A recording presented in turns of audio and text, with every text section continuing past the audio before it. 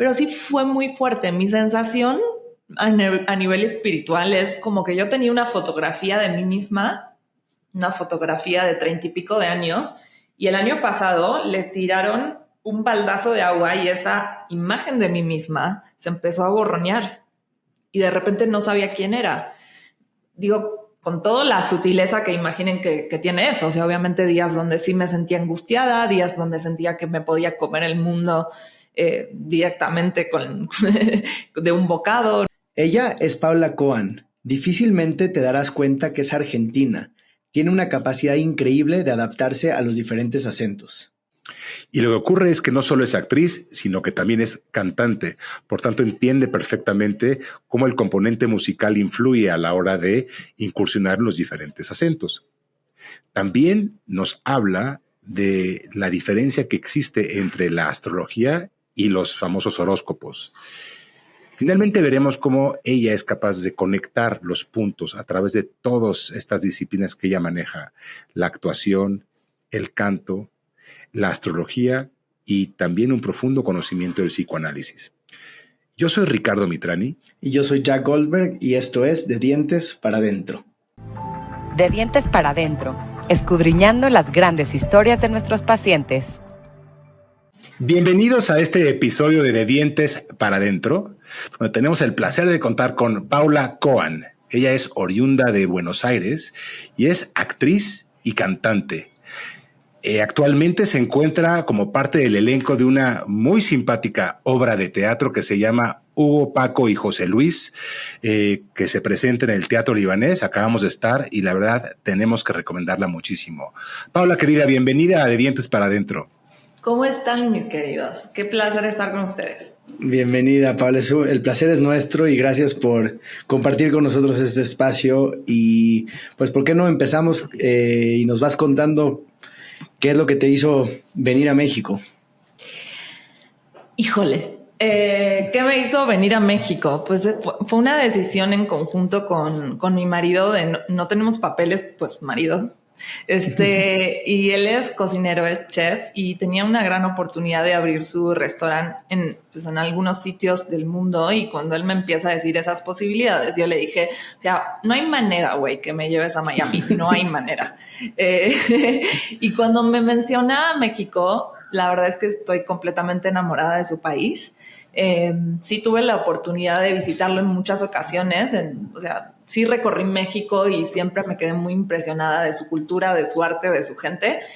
Y pues este país sí me daba la chance de poder continuar con mi carrera, ¿no? De no tener que de alguna manera perder la identidad y lo que yo estudié y de lo que vengo trabajando y poder expandir esto en un país tan precioso. Entonces creo que desde ese lado México fue la mejor opción.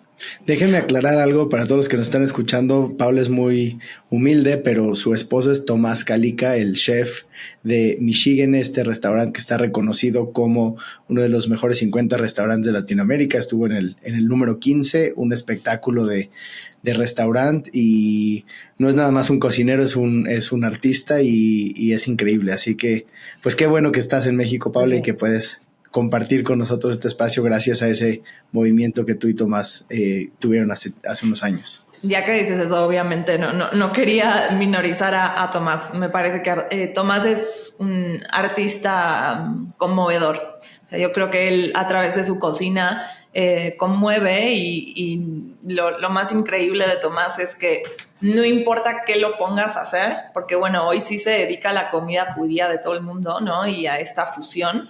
Pero de repente tú le dices, o sea, sí quiero comer un ramen y este personaje se pasa una semana practicando ese ramen y es el mejor ramen que comiste en tu vida. Entonces, ¿nos podrías explicar a qué se refieren con comida judía y en qué consiste el concepto?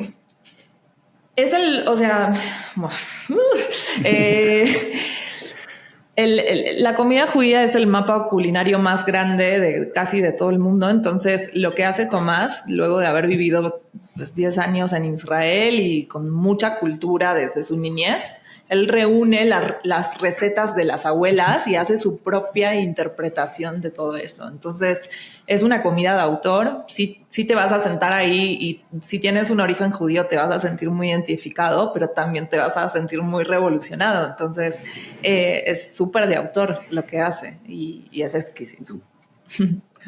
Cuando hablas de la capacidad artística que tiene Tomás de poder ir de una cocina a la otra, pienso que tú eres un poco su analogía como actriz, que aunque no lo crean los que estamos escuchando esto, Paula es argentina y está hablando con un acento súper mexicano. Es difícil ser capaces de sentir ese acento que generalmente es tan claro de identificar. No es la norma que un argentino pueda despojarse del acento argentino y que hable este mexicano que me imagino que para ti es un acento muy marcado, para nosotros parecería como es neutro, pero no es neutro. Entonces, háblame de eso. Cuando yo llegué a este país... Pero en argentino. Sí, en Argentina. Cuando yo llegué a este país... Eso. Y voy a empezar en argentino y después me voy a terminar en el neutro. Cuando llegué a este país y tuve la suerte grandiosa de cruzarme con Jorge Mondragón, me dice, oye, chica, o sea, te quitas este pinche acento argentino, no vas a trabajar en tu puta vida. O sea, sí vas a trabajar, me dice, pero de Argentina.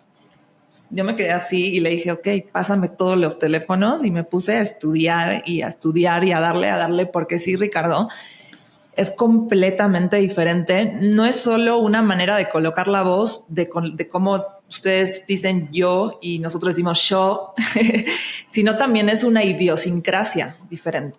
A la hora de hablar, yo tengo que pensar en mexicano, no puedo pensar en argentino. Es completamente diferente. Entonces tengo la ley de que cuando tengo un mexicano enfrente, al menos uno, yo ya tengo que platicar en el otro para practicar. Pero si tienes un mexicano y un argentino, ¿cómo está este diálogo interno que dice a quién le hablo? Al mexicano. Muy mexicano. Para los que nos están escuchando, Jorge Mondragón es socio de Cori Crespo, que estuvo con nosotros en el podcast en el episodio 29.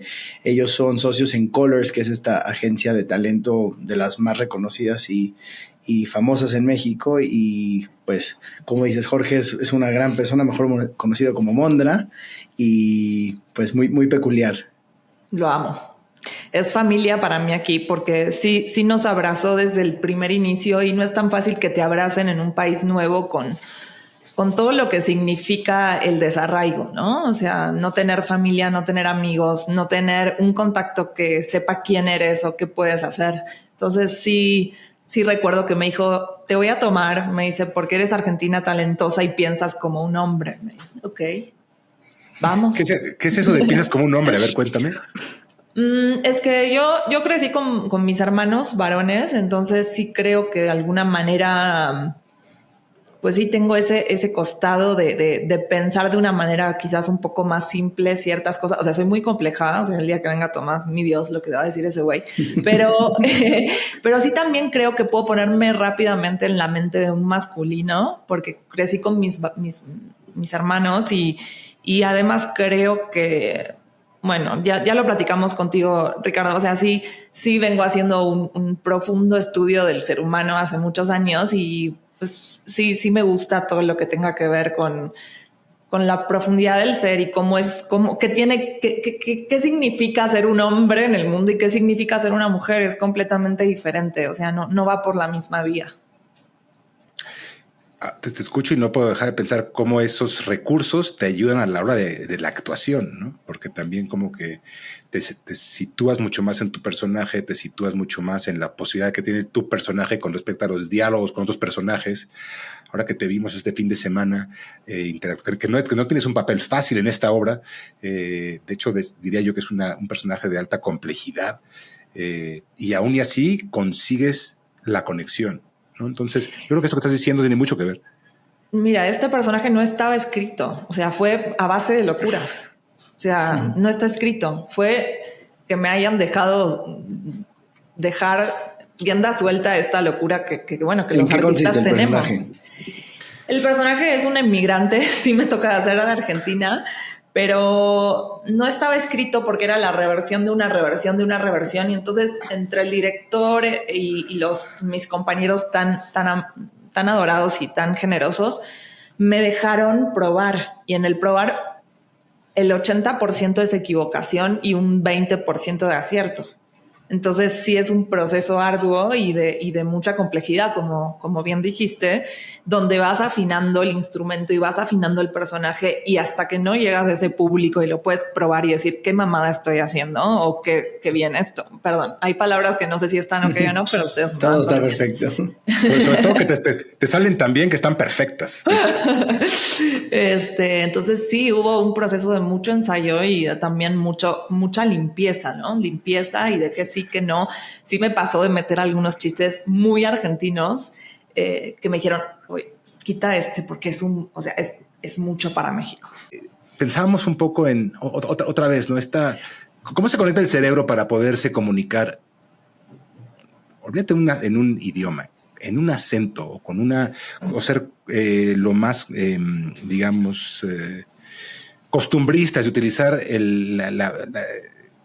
la verborrea de un lugar. Es que te oímos decir groserías o te oímos hablar con el güey y es que es perfecto. Y generalmente lo que ocurre es que cuando utilizamos a lo mejor el slang de otro lugar, no lo acabamos usando ni planchando bien. Debe ser complicado eso, ¿no? Es complicado. Yo creo que primero es una cuestión musical. Hay algo en la musicalidad de cómo ustedes platican que es muy diferente a la Argentina. O sea, por ejemplo, yo sí siento que los finales son diferentes.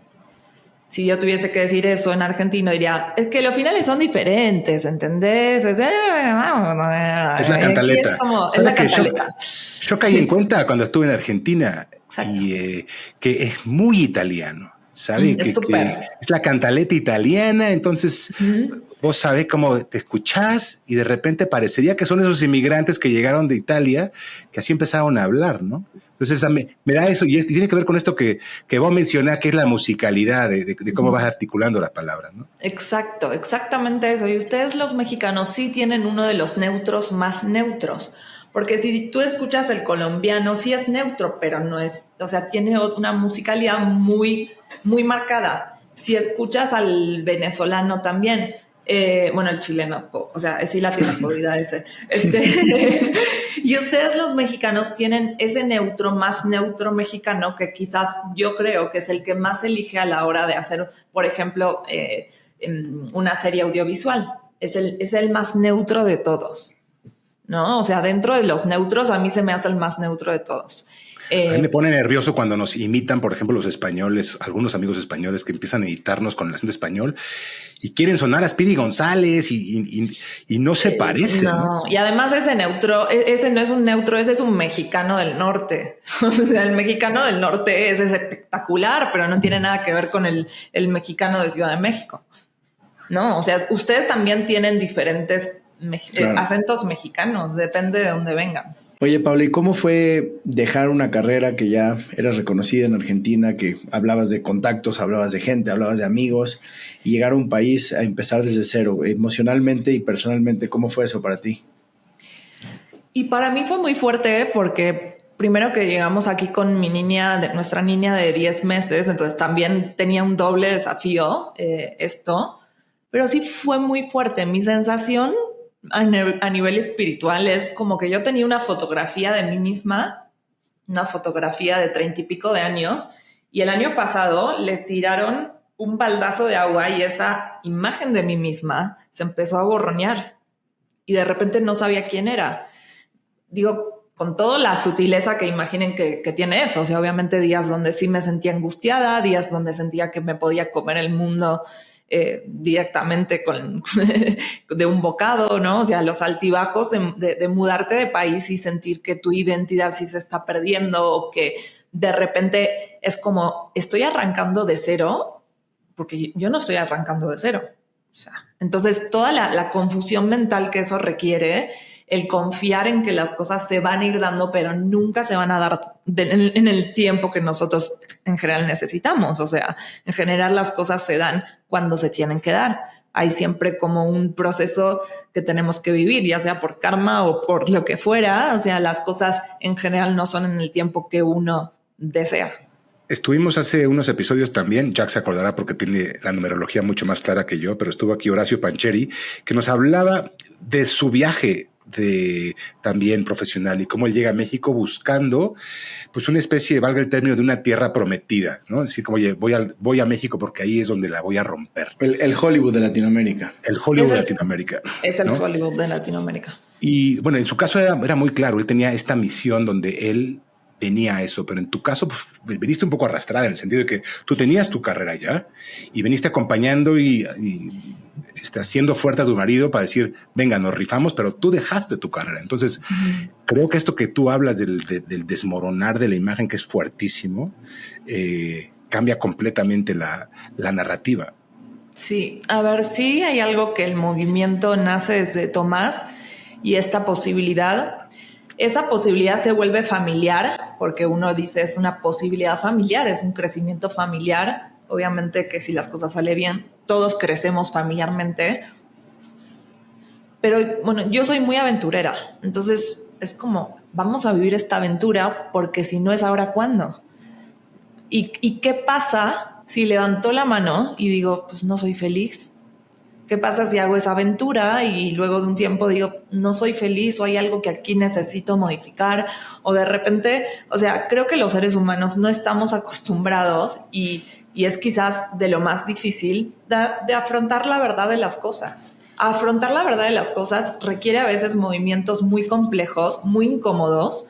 Y así como uno puede sumergirse en la aventura de irse a otro país, también puede venir el decir, oye, hice este movimiento y no soy tan feliz. ¿Cómo podemos equilibrarlo de un modo donde sí estemos, sí hagamos esto y luego hagamos otra cosa? Como que yo creo que las cosas no se pueden pensar de manera permanente porque no las son. Y cuando uno hace que las cosas sean permanentes, cuando no se puede hacer todo permanente, luego el cuerpo empieza a manifestarse de un modo que nos duele, ¿no? O sea, que nos enfermamos o nos angustiamos. Me parece que eso, en ese sentido, yo estoy todo el tiempo platicando con Tommy cómo me estoy sintiendo, cómo él se está sintiendo, qué tenemos que mover para o sentirnos mejor o para conseguir otros objetivos. Pero por sobre todas las cosas que, no sé, las cosas tienen movimiento, ¿no? Nunca, cuando ya te acomodaste en un sitio, pues ya se está moviendo de nuevo. Y a las personas que nos están escuchando, que están pasando por un proceso similar al tuyo, al de Tommy, de mudarse de país, ¿qué recomendaciones les darías en base a tu experiencia? Siempre tener una red. Si no es en el sitio donde te mudaste, tener una red a distancia en tu país con un profesional. O sea, yo creo que el ser humano siempre se tiene que estar analizando. O sea, es como un 360, ¿no? O sea, yo no puedo pensar mi vida sin mi psicoanalista. Tampoco puedo pensar mi vida sin mi lugar espiritual desde la astrología o desde la meditación o mis amigas o estar explorando nuevos sistemas. O sea, como digo, no sé, o sea, tampoco sé si puedo hablar de esto tanto aquí, pero bueno, creo que yo, por ejemplo, soy antifármacos en general. O sea, es muy raro que consuma un fármaco para sentirme mejor o porque me duele algo, salvo que el dentista me lo indique. Pero desde lo emocional ahorita también hay muchos procedimientos como la psilocibina, la microdosis, o sea, cosas que sí tienen origen natural y que bueno, yo creo que vienen a revolucionar completamente el mundo. Lo que pasa es que no va a ser tan rápido porque va en contra de muchos sistemas. Te escucho y no puedo dejar de pensar en ese día que estábamos hablando en el cubículo y que te descubrí, tú ya has venido antes a ver a Jack y Jack no estaba ese día, estábamos hablando tú y yo y descubrí este ser de tanta luz que eres y que entiende la experiencia humana desde otro ángulo. Y ahora justo que hablas de no poder entender tu vida sin tu espacio terapéutico, tu espacio, tu cosmovisión a través de los astros, tu meditación, etcétera. Tuvimos una charla muy interesante que tenía que ver con la astrología y de entrada tú me viste y me dijiste es que tú eres Géminis. O sea, es casi que de inmediato después de verme. Y también me dijiste, y Jack es Tauro. Y empezaste tú a hacer una descripción del por qué un geminiano sí puede ser un socio de un Tauro. Y empezaste a hacer una cantidad de relaciones que eran realmente asombrosas. Y yo me considero, no sé tú, Jack, pero soy neófito de la astrología. Siempre erróneamente como que le he vinculado con esta chapuza del horóscopo, que creo que no tiene nada que ver con la astrología, pero para los que tenemos un nivel de ignorancia en un área, nosotros hemos aprendido a no juzgar si no tienes algo de conocimiento, pero me llama mucho la atención que tú te mueves también desde este conocimiento de la astrología. Uh-huh. Y nos gustaría que nos hables de cómo tu conocimiento de la astrología también te abre puertas, porque parecería como que se te complica muy poco a ti conectar con la gente a través de tu conocimiento astrológico también. Es que, bueno, o sea, obviamente la astrología tiene una complejidad altísima, no es el horóscopo semanal que nos leen en las revistas, ¿no? O sea, no es eso. La astrología es ese momento donde naciste, donde cada uno de ustedes nací, y cómo estaban ubicados los planetas y las estrellas, o sea, cómo no va a influir eso, o sea, somos energía. Entonces, obviamente, para las personas muy pragmáticas no lo ven como una ciencia, ¿no? O sea, yo sí lo veo como una ciencia, como un estudio de miles de años, hasta la Kabbalah lo tiene, y la verdad es que sí fue un llamado que yo tuve hace muchos años, desde muy pequeña, este interés por la astrología, y que me acompañó a lo largo de la vida casi como una herramienta como una lectura del ser humano que tengo enfrente. Si bien soy muy perceptiva y creo que, como bien dice mi carta, o sea, cómo están ubicados mis planetas, yo tengo como una antena con el otro y de leer como si fuese una radiografía. Sí me ayudó como a entablar relaciones y ver por dónde entablar esas relaciones. Cuando yo sé que estoy delante de un geminiano o de un taurino o de un leonino, como me pasó con Mondra, o sea, yo ya sé cuál es la energía inicial con la que estoy conviviendo. Luego es mucho más profundo porque ustedes tienen sus ascendentes, su luna, pues no sé, su Plutón, o sea, son miles de cosas, pero sí obviamente hay una energía inicial que rige a ese ser humano. En este caso Tauro, Géminis, Sagitario. Entonces eso sí me da una información ya de con qué energía estoy ahí conviviendo y compartiendo. Y yo creo que la astrología es no solo para uno, sino también para los vínculos importantes como los hijos. O sea, yo parí a mi hija literal y en el momento que llegué a la habitación dije, denme esa carta natal, necesito saber de qué se trata esto. Y todos los años estoy haciendo una consulta con mi astrólogo de cabecera para ver cómo llevar a esta criatura, porque esa carta me habla de las cosas, de los fuertes, de los positivos y de los negativos, porque todos tenemos eso. Entonces, ¿cómo puedo yo ayudarla como mamá a desarrollarse mejor en este mundo? O sea, además la luna que nosotros tenemos, o sea, nosotros tenemos un signo, luego tenemos la luna y tenemos el ascendente. Esa luna es nuestra mamá. Esa luna es lo que nos dio es como la madre. Es la comunicación, es la madre. Y entonces, si mi hija tiene cierta luna, ¿cómo yo puedo ayudarla a trabajar esa energía, sobre todo en las cosas más complejas? Y mi niña, por ejemplo, tiene una luna tan particular que yo soy todo el tiempo viendo de no pisar ese palito para activarle esa luna, para estar todo el tiempo como desconfigurando esos lugares donde sé que podría hacerle cierto daño, ¿no? No sé si los maría mucho. No, está perfecto. ¿No? Cuéntanos la historia de cómo nace ese interés. ¿Te acuerdas de niña? ¿Qué fue lo que detonó ese llamado que sentiste? Fue hace muchos años. No recuerdo exacto cuánto tenía, si eran 15 o 16 años, pero sí tuve como un llamado de interés sobre la muerte. Creo que fue como una incorporación de que la muerte existe, de que está ahí, de que está presente todos los días y que tenerla presente todos los días también es muy incómodo, porque es quizás el tema más complejo del cual podríamos platicar. Pues es incómodo, pero también, digo yo, perdón que te interrumpa, pero quiero comentar que he estado también muy metido en ese tema en los últimos meses, y yo lo que he aprendido a ver es utilizar la muerte como una consejera.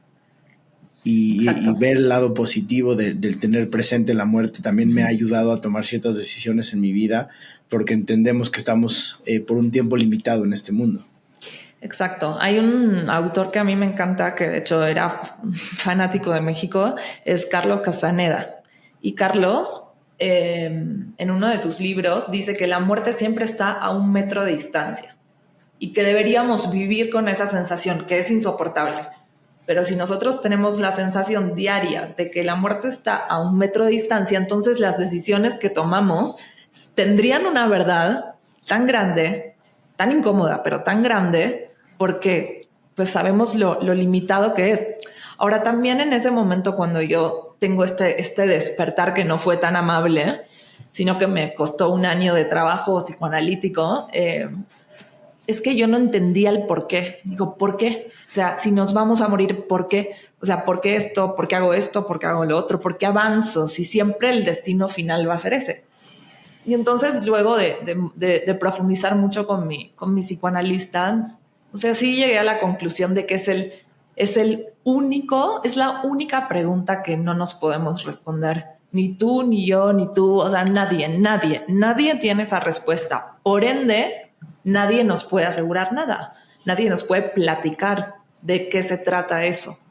Entonces, al no poder tener control, al no poder tener un poquito de información, me entrego. Es que diferentes culturas estudian o tienen presente a la muerte desde diferentes perspectivas. El Sadhguru dice, y con justa razón, se mueren 250,000 personas en la noche dormidas que no tenían ningún tipo de sintomatología. Eso es 250,000 de personas que se mueren todos los días. Y lo que a mí me grita eso es la oportunidad de despertarme con cierta gratitud, decir, hombre, yo no fui uno de ellos. Y volteo y veo a mi mujer y digo, no fue ella tampoco uno de ellos. Y están ahí mis hijos también. Y digo, hombre, ya arranca tu día completamente diferente. Entonces, tener a la muerte tan presente como esa posibilidad que puede llegar en cualquier momento, pues yo sí lo veo como, te digo, conectarme con gratitud, pero sobre todo también sacar lo mejor que puede ser en un día, ¿no? Y se nos olvida, porque también, pues así somos. Sí, yo paso todo el tiempo entre olvidarme y acordarme. Por eso digo, es como olvidarse es súper fácil, porque te haces un drama de qué me estoy haciendo este drama. O sea, si no me tocó levantarme a la mañana muerto, ¿no? O sea, como tú dices. Y también me tocó ver culturas, como también bien dices. O sea, yo estuve en la India, estuve en el Ganges y sí vi una cremación de un hijo a su madre y era una fiesta. Y digo, ¿qué carajo esto? O sea, me quedé así. O sea, estuve como que no entendía cómo ellos digerían todo esto. O sea, el sistema de castas y realmente la incorporación que tienen de la muerte, ¿no? O sea. ¿Y cómo conectas todo esto con la astrología? Y es que la astrología es energía. De alguna manera debo estar todo el tiempo pidiendo un acto de fe, ¿no? O sea, creer en algo. En mi caso, vengo de familia de médicos y entonces recuerdo cuando le preguntaba a mi papá, pero papá, o sea, sí le tengo miedo a la muerte. Y él me decía, bueno, es que somos como decía, una célula que nace y se muere. Pero papá, le tengo miedo a la muerte. O sea, y si les lo preguntaba a mi madre decía, es que dejamos a nuestros nietos. Ya, ok, los nietos, pero yo qué pedo. O sea, entonces es como, no tenía no sé, no había espiritualidad o no había una religión. O sea, no estuve así tan agarrada al judaísmo tampoco como para que me dé quizás una esperanza. O sea, sí, obviamente. Ajá, sí vengo o sea, sí soy judía, pero sabes, no, lo tuve que ampliar a algo más espiritual. ¿Tú sabes de dónde viene la palabra espiritual? No. Tujak es el ritual del espíritu. spiritual. Y es muy linda esa palabra porque de alguna manera, como dice Jack, uno busca esa conexión, uno busca ese ritual del espíritu y lo vamos buscando, y hay quienes lo consiguen en alguna doctrina o en algún lugar, y hay quien lo complementa con astrología o lo complementa con otras cosas, pero al final del día se trata de eso, de que tú estés en paz contigo, ¿no? Exacto. Yo quisiera preguntarte algo, y hay una mezcla entre qué es astrología y horóscopo, ¿no? Y me encantaría que nos aclares la diferencia, pero esto que escuchamos todos los días, ¿no? De hoy vas a tener un gran día porque Tauro y porque Marte está en retrógrada y la luna tal, y entonces hoy vas a poder encontrar el amor. Si crees que eso realmente, o en algunas personas puede llegar a sugestionar los cambios, ¿no? Entonces yo digo, como leí que hoy tengo que tener un gran día, por lo menos eso me alinea a intentar tener un buen día, o realmente es lo que está escrito en ese momento en el cielo y la energía que cada quien va a traer. Yo creo que, o sea, sí modifica cómo están ubicados los planetas, y si están, de repente ahorita están retrogradando muchos planetas, entonces sí la energía va a estar de un modo especial. Pero yo creo que las cosas hay que tomarlas con seriedad y con gracia, ¿no? Entonces, la seriedad es especificarse en lo que uno tenga ganas de especificarse. O sea, no tengo que ser astróloga, pero sí tengo que interiorizarme de manera específica para no tomarlo de manera liviana y para que esa información verdaderamente sea de calidad. Y con gracia digo, con gracia, con todo. O sea, en estado de gracia. Me parece que en ese sentido yo no voy a estar sugestionada a estar viviendo el peor día de mi vida, sino cómo puedo estar mejorándolo dentro de las condiciones dadas, ¿no? Me gusta mucho ese término que usas, que no lo conocía. Hay que especificarse. O sea, todos entendemos que es la palabra especificar o especificado, pero especificarnos quiere decir como que parecería como que tenemos que ser mucho más puntuales hacia una búsqueda un poco más precisa y no nada más divagar en lo más superficial, sino que entrar un poco más profundo, ¿no? Y tú dinos, ¿cuántos cursos, o no sé cómo decirlo, cuántos posgrados y cuántos tomaste? Pues dime, algunos. ¿cuántos fueron, no? O sea, ¿te especificaste o no? Sí, estamos especificadones, Jack y yo. Estamos aprendiendo. Entonces sí, o sea, más allá de la carrera que uno elija, me parece que uno se puede especificar en varias cosas también, quizás no en todo, pero sí en lo que lo motiva, en lo que lo conmueve. ¿Y cómo podemos hacer para diferenciar a un charlatán de estos que salen en la radio, en las revistas, diciendo el horóscopo, a un astrólogo que genuinamente tiene conocimiento y sabe lo que está diciendo? Mira, justo pasó en Argentina un caso de una chica que, fue muy triste. Y yo creo que lo que le pasó a esta mujer es que no se especificó en el sentido de que no buscó opciones. Creo que hay que buscar opciones. No te puedes quedar con una. Tienes que, buscar por lo menos 5. Y yo creo que si más o menos tienes una noción, o sea, si te das cuenta si estás en un lugar bueno o malo. O sea, inclusive como vine yo aquí, ¿se acuerdan? Que sí pasé por un lugar y dije, casi lloro. O sea, y dije, no, ¿dónde está el mejor lugar para atenderme mis dientes, mi sonrisa? Y entonces creo que se pasa por eso, en el sentido de que obviamente hay que preguntar, hay que orientarse, hay que buscar orientación en buenos lugares. ¿Cuáles dirías que son los puntos que pueden ayudar a la gente a identificar a un charlatán? Hablando del tema de astrología que bien conoces. Claro, en principio no leerle el horóscopo de las revistas ni el del diario, todo eso no, o sea, yo lo votaría así directo. Y luego, pues sí, hay que ver cómo es en México, pero sí en Argentina de repente tienes quienes son egresados de la materia, ¿no? Quienes estudiaron, quienes tienen un título, quienes lugares muy profesionales de donde emergieron estos astrólogos. Yo creo que aquí también hay. O sea, seguro. Entonces, si de repente si quieres ir a un lugar donde alguien te recomiende, o sea, quizás ir a sitios donde ya sabes que sí estudió alguien. Y si no, también, o sea, preguntarle a gente que sabe. O sea, yo, por ejemplo, o sea, si de repente te cruzas con alguien que te das cuenta que sí sabe de esto, pues que te oriente, ¿no? Como a mí me orientan en tantas cosas. Es que ahí es donde me parece que le pegas al clavo en la cabeza, ¿no? O sea, cuando hablas de recibir orientaciones de tantas cosas. Hablabas hace rato de tu terapeuta, ¿no? De que pasas por un proceso de psicoanálisis. ¿Esta persona está en Argentina o está aquí en México? Está en todos lados, es Dios. ¿Y cómo consigues la consulta? ¿Te conectas? No, o sea, sí, yo creo que si me preguntan cuál es el mejor contacto que tengo en mi teléfono móvil ese día. O sea, es una persona que de verdad está en todos lados. Da clases en París, en la Sorbonne, o sea, está de viaje constantemente, entonces atiende mucho online y luego también atiende de manera física, pero con ella me conecto online hace más de 10 años. Sí, es alguien... ¿Sesiones semanales? A semanales, sí. Y llevas con ella 12 años, dijiste. Casi 12. Cuando se habla de psicoanálisis, mucha gente piensa que el psicoanálisis lo tomas por un lapso de tiempo y luego poco a poco se va haciendo un tapering down y lo sueltas. Yo, por ejemplo, llevo 2 años construyendo un espacio terapéutico, pero mi terapia es terapia existencial, donde, entre comillas, no me cura. Es decir, es un espacio donde vas a hacer una reflexión continua y donde co-creamos ese espacio. Parece que también la terapia que haces tú, Jack, o sea, no es, oye, voy puntualmente a trabajar algo, sino que estamos en continua examinación, ¿no? Pero con el psicoanálisis sí que existe esta tendencia a decir, voy con el psicoanalista una temporada y luego me da de alta.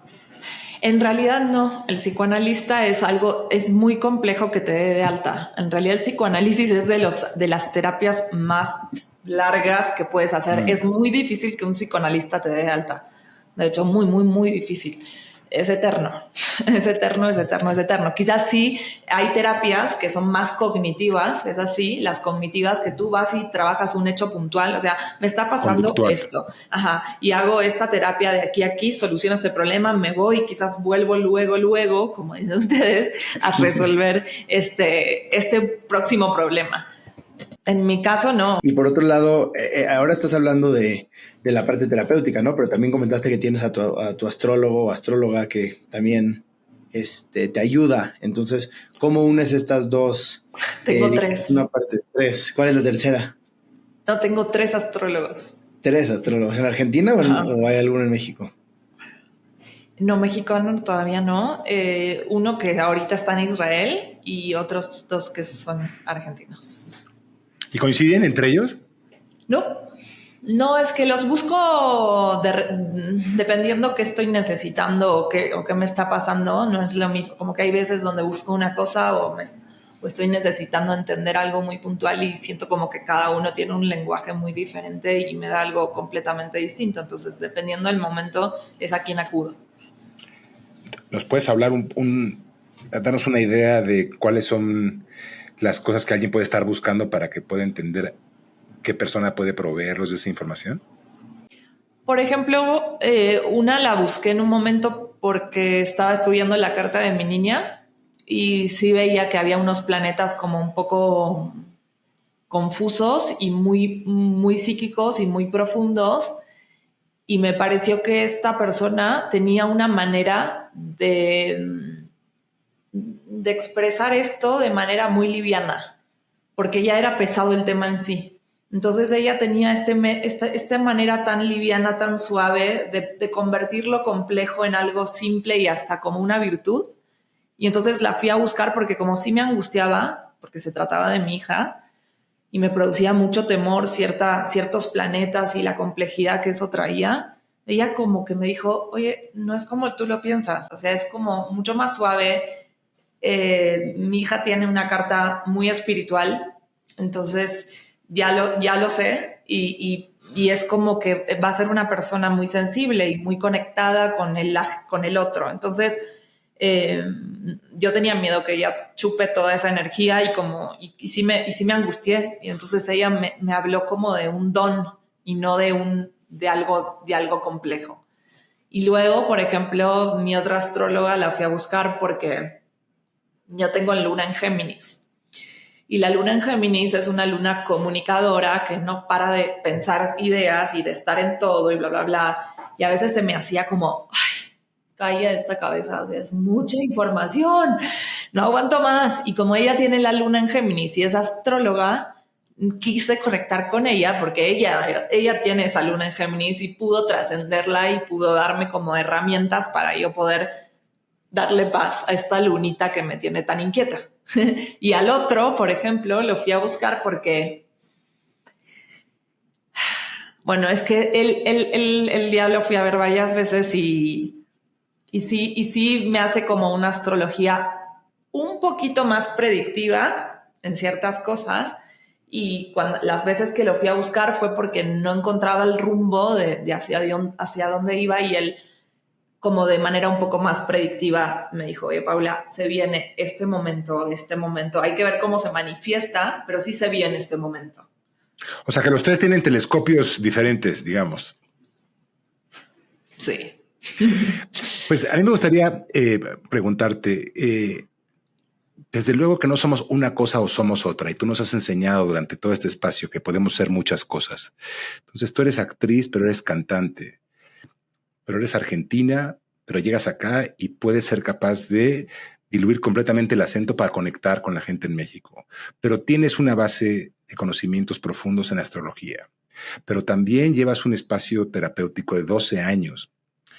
Y entonces, todo esto que es Paula, toda esta riqueza que vive adentro de ti, si te pidiéramos que a la gente que nos está escuchando le hagas una recomendación que pudiera servirles como una especie de manual operativo de, oigan, pues estos son los hacks de vida que yo he aprendido, ¿qué te viene a la cabeza? Bueno, yo creo que estamos viviendo un mundo muy particular y cada vez va a estar peor. En principio creo que, digo peor, quizás la palabra no es peor, pero sí va a estar más complejo, ¿no? Desde que también arranca la pandemia y todo lo que eso conllevó y todo lo que despertó mentalmente de manera muy compleja. Mucha gente ya no es la misma después de la pandemia, no se puede ser el mismo después de la pandemia. Entonces, el universo pide cambio y el que no cambia se queda. Ese es mi pensamiento. Entonces, es un momento donde se exige, creo, conectar quizás con los lugares más incómodos, porque esa incomodidad nos lleva a lo verdadero, ¿cómo decirlo? Pero es que no es para todos, tampoco creo que sea así. O sea, yo creo que se viene un mundo cada vez más complejo, cada vez más profundo y que es una exigencia trabajar a uno mismo con lo que a uno le resuene, ¿no? O sea, pero ya el estar, digo, bien, el estar desconectados, el estar sumergidos en lo que va a ser la inteligencia artificial, o sea, si no hay un sustento, si no hay una base de mucha fortaleza interna, de ir hacia esos huequitos más profundos del alma y reparar lo que hay que reparar, sanar lo que hay que sanar, fortalecer lo que hay que fortalecer, desintoxicar lo que hay que desintoxicar. Es difícil seguir en la carrera. Por eso también estamos viendo, yo creo, tantos casos, tantas complejidades, tantas situaciones injustas. Es una exigencia para el nuevo mundo que viene, ¿no? O sea, se viene algo muy cabrón y sobre todo lo trae así abanderado la inteligencia artificial. O sea, ¿no? Vamos a quedar en un mundo muy, muy vacío de alma si no conectamos con el alma. Yo también he visto, Pablo, y coincido al 100% con lo que dices. También, así como hemos visto muchas cosas malas, creo que también o por lo menos yo en mi círculo cercano, veo muchos despertares. Veo mucha gente mucho más interesada en la espiritualidad, mucho más interesada en trabajarse. Hablaste de psicodélicos, utilizando cualquier tipo de estrategia que les funcione a cada uno, y hablo por mí mismo, por mi esposa, por mi familia, en donde sí estamos buscando ese, y hablaba con una amiga y me recordaste que hablamos de este concepto del despertar espiritual, y ella nos comentaba que todos ya tenemos la información dentro de nosotros en esa memoria celular. Entonces, más que un despertar, es un recordar, y es quitarnos esas capas, quitarnos esos velos de encima para poder recordar lo que ya sabemos que tenemos dentro. Entonces, así como hay cosas malas, creo que también hay este ejército de personas que están buscando el bien, que están buscando cambiar, y creo que eso da esperanza. Sí, yo creo que sí. Yo creo que va a haber una revolución. Para mí se viene una revolución. De hecho, astrológicamente también va a haber una revolución. Digo, va a cambiar el mundo en muchas cosas y nos va a exigir como seres humanos estar a la altura de mucho, ¿no? Entonces, es un compromiso con uno y es un compromiso con un otro o con el mundo en general. O sea, es un compromiso con el mundo, con el universo. O sea, si no tomamos las riendas de eso, o sea, sí nos pasa por encima el cambio. A eso me refería. O sea, es momento de tomar las riendas porque el cambio sí no te pasa por encima. ¿Y a qué te recomiendas con tomar las riendas? ¿Qué puede hacer alguien que no está escuchando? Eso, empezar a buscar dónde tú resuenas, dónde te resuena el alma, dónde tu corazón te guía, empezar a ver qué te llama la atención, preguntar, orientarte. Si escuchas a alguien decir, oye, ¿dónde te atiendes? ¿O qué es lo que haces tú? ¿O qué me puedes recomendar? Empezar a bucear en este mar de nuevas oportunidades hasta ver dónde a uno le resuena. No hay fórmulas exactas, creo, ¿no? No hay fórmulas. No, pero como con tu experiencia, para que guíes a las personas que nos están escuchando y no se quede en este mundo esotérico y podamos aterrizar en algo concreto, ¿cuáles dirían que son? Regálanos 2 o 3 puntos concretos que alguien puede hacer para prepararse para esta revolución. Yo creo, como decía, es una terapia de algún tipo, una terapia concreta de estudiarte a ti mismo y de dónde vienes, quién sos hoy, hacia dónde vas, ¿no? ¿Quién eres? Después creo que hay un camino espiritual, una conexión con la energía que puede ser a través de la astrología, de la meditación, de la respiración, de las ceremonias, hay muchas. Y luego limpiar la agenda, limpiar mucho la agenda. Realmente hacer una limpieza profunda de quiénes son los seres humanos que resuenan contigo y los que no, darles un abrazo simbólico y no rodearte de gente. Creo que también lo hablamos contigo, Ricardo. O sea, en mi vida, solo quien sume.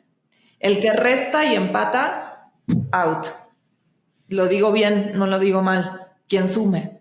Es poco el tiempo para invertirlo en personas que no me sumen y a quien yo no sume. Lo único que agregaría yo es que siempre hay esta buena voluntad cuando uno hace lo propio por conectar con alguien, que también uno tenga las ganas de sumar, porque al final del día existe esta química y este namaste que dicen en la India, te veo, o sea, me veo reflejado en tus ojos, y suma a quien tú también le das esas posibilidades. Entonces, yo sí creo que depende mucho de nosotros que el de enfrente pueda sumar en muchas instancias, ¿no? Uh-huh. Sí, y que completamente. Alguien con tu vibra y tu buena onda, es muy fácil que tú hagas sentir a la gente como especial y pues con ganas de que sume.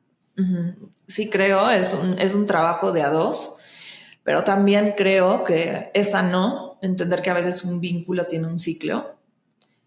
Y ese vínculo, y quizás es un comentario políticamente no correcto, pero los vínculos no son una exigencia para mí. Ni el de mi mamá, ni el de mi papá, ni el de mi hermano, ni el de mis amigos, ni el de mi pareja. El de mi hija sí. Pero si hay algún vínculo que no me hace bien, pues tampoco está mal revisarlo y para mí, pues decir, en este momento no. En este momento preferiría no. Pues es un buen momento para cerrar. Creo que este ha sido un episodio lleno de sabiduría, que se conecta desde ancestralmente. Pasamos por los astros, pasamos por el psicoanálisis, pasamos por las ganas de conectar con un público desde un espacio, de una energía artística y creativa. Y todo esto confluye en un ser humano espectacular, y que nos da un placer enorme que nos hayas regalado un poco de tu tiempo. Nos encanta verte aquí en la clínica, nos encantó estar contigo en tu obra de teatro el fin de semana pasado. Y bueno, para la gente que nos esté escuchando, ¿por qué no nos dices, por favor, a dónde te puede buscar, redes sociales? Háblanos un poco de tu obra, para que la gente tenga esta información, por favor. Primero solo quiero decir que yo soy solo una mirada subjetiva en el mundo. No me creo dueña de la verdad de nada. Simplemente voy con mi verdad, y si esa verdad resuena en un otro, lo abrazo, pero yo no soy dueña de nada y es completamente subjetivo, o sea, como cada uno de los seres humanos, ¿no? Entonces, a quien pueda ofender o incomodar, pido disculpas, y a quien puedo generar algo positivo y atractivo, me encanta. Eso en primera instancia. Luego estoy en Instagram como @PaulaKohan. Kohan se escribe Kohan, y pues ahí me buscan. Y en la obra estamos con Hugo, Paco y José Luis, viernes, sábado y domingo, doble función cada día, en el Teatro Libanes. Así que los esperamos, se van a reír chingón. Muchas gracias, Paula, por regalarnos todos tus aprendizajes y por compartirnos esto que has aprendido en el camino de la vida. Y gracias a todos los que nos están escuchando. Este fue un episodio muy especial. Espero que se lleven alguna joya que les pueda ayudar a guiarlos en su camino. Y recuerden que esto es de Dientes para Adentro. Cada lunes tenemos un episodio nuevo. Así que si les resonó algo del episodio de hoy, compártanlo con su gente cercana para que así pueda llegar nuestro mensaje a más personas. Y nos vemos el próximo lunes. De Dientes para Adentro, escudriñando las grandes historias de nuestros pacientes.